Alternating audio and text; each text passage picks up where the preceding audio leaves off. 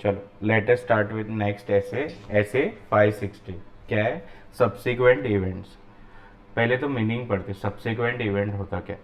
तो events occurring between date of financial statement and date of audit report and the and facts that become known to the auditor after date of audit report. पहले ही आ गया होता तो consider कर देता ना। ठीक है, मतलब क्या 31 मार्च से लेके जब तक अपन ऑडिट रिपोर्ट इशू करते हैं ये इवेंट्स। ठीक है, और ये इस बीच के इवेंट्स ऑडिटर को कभी पता चले ऑडिट रिपोर्ट देने के बाद, वो क्या होता है सब्सिक्वेंट। अभी इसमें एक ही क्वेश्चन है ऑडिट प्रोसीजर का, दो तीन ऐसे ऐसा है ना कि सिर्फ उसमें ऑडिट प्रोसीजर ही पूछते हैं। तो तुम लोग एकदम याद करो, जैसे 560 आया ना तो रियो लिखना है अपने को बस। ठीक है, और एक क्वेश्चन एक्स्ट्रा मैंने लिखा है अपने एंड से, वो आ सकता है। तो ऑडिट क्वेश्चन क्या है, ऑडिट प्रोसीजर क्या फॉलो करेगा सब्सिक्वेंट इवेंट के लिए ऑडिटर। चलो बताओ तुम लोग। तो पहले क्या करेगा, ऑब्टेन करेगा अंडरस्टैंडिंग, दूसरा इंक्वायर करेगा मैनेजमेंट और किधर लगा तो TCWG से, फिर रीड करेगा मिनट्स ऑफ मीटिंग। लेकिन कौन सी मीटिंग, जो कभी हुई फाइनेंशियल स्टेटमेंट बनाने के बाद और ऑडिट रिपोर्ट के पहले, और एंटिटीज का कुछ लेटेस्ट इंटरिम फाइनेंशियल स्टेटमेंट बनाएगा। जैसे 31 मार्च को खत्म हो गया ऑडिट, तो अप्रैल से जून का अगले साल का बनाया तो वो भी रीड करेगा।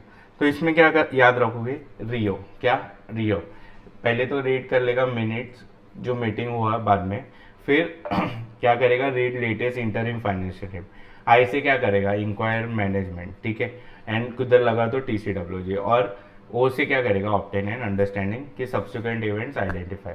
तो क्या रियो करेगा, ऑडिट प्रोसीजर क्या है रियो, क्या रीड मिनट्स, वेरी गुड, फिर read latest interim financial statement, फिर इंक्वायर मैनेजमेंट और ऑब्टेन अंडरस्टैंडिंग।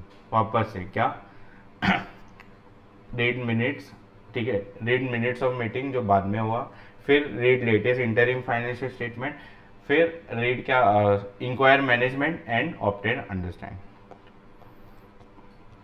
अभी ये क्वेश्चन क्या है, specific inquiries to be made from management relating to subsequent events. ठीक है, अभी हम मैनेजमेंट को पूछ रहे हैं सब्सिक्वेंट इवेंट्स, तो इंक्वायरी, तो इसमें नया जो भी हो ना याद रखना।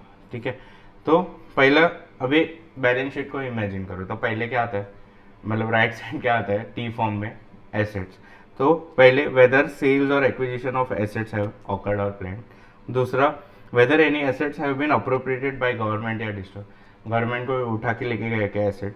ठीक है, फिर बाद में क्या आता है लाइबिलिटी साइड में कैपिटल आता है। तो थर्ड पॉइंट क्या है, वेदर न्यू कैपिटल इज मतलब इंट्रोड्यूस या डेट इंस्ट्रूमेंट हमने कुछ नया निकाला है। फिर चौथा पॉइंट क्या आएगा, अभी कंटिजेंट लाइबिलिटी के बारे में सोचो, एसेट हो गया लाइबिलिटी हो गया, फुट नोट में आता है कंटिजेंट लाइबिलिटी। तो वेदर न्यू कमिटमेंट्स बोरोइंग या गारंटी दिया है क्या, या फिफ्थ पॉइंट क्या आएगा, weather there is any development of contingency, पिछले केस का कुछ डेवलपमेंट मिलेगा। फिर सिक्स्थ वाला क्या है, weather there is any unusual accounting adjustment. ठीक है, ये सिक्स पॉइंट है तो अनयूजुअल होएगा अकाउंटिंग एडजस्टमेंट के बारे में। ठीक है, सेवन पॉइंट क्या आएगा, ऐसे 570 क्या है गोइंग कंसर्न, तो सेवन से क्या आएगा appropriateness of whether any events have been occurred that will bring into question appropriateness of accounting policy. ठीक है, मतलब गोइंग कंसर्न अफेक्ट हो रहेगा। तो ये इस वन में अपन करते हैं ना, तीन अकाउंटिंग का वो है गोइंग कंसर्न, एक्यूरल और कंसिस्टेंसी। और आठवां पॉइंट क्या है, events that have been occurred that are relevant to recoverability of asset. ठीक है, ये याद आया तो नहीं, तुमको 6-7 पॉइंट तो याद रखना है, तब जाके 5 परफेक्ट ले दो। तो क्या है क्वेश्चन, क्या है specific inquiries to be made from management relating to subsequent event. तो पहला क्या, whether there is any sale और acquisition of assets, whether assets are compulsory recover, क्या बोलते हैं, whether acquired by government, compulsory acquire हुआ है गवर्नमेंट से, फिर कैपिटल या डेट इंस्ट्रूमेंट नया इशू किया, फिर कंटिजेंट लाइबिलिटी में क्या आएगा कि न्यू कमिटमेंट बोरोइंग या गारंटी दिया है क्या, पिछले कंसिस्टेंसी का डेवलपमेंट क्या हुआ है, फिर सिक्स अनयूजुअल है, याद है, तो सिक्स क्या है अनयूजुअल अकाउंटिंग एडजस्टमेंट कुछ किया, सेवन गोइंग कंसर्न, तो whether there is doubt relating to appropriateness of accounting policy, और लास्ट में एट वाला क्या है रिकवरेबिलिटी ऑफ एसेट। ठीक है, इसको तुम एसेट्स के साथ भी याद रख सकते हो।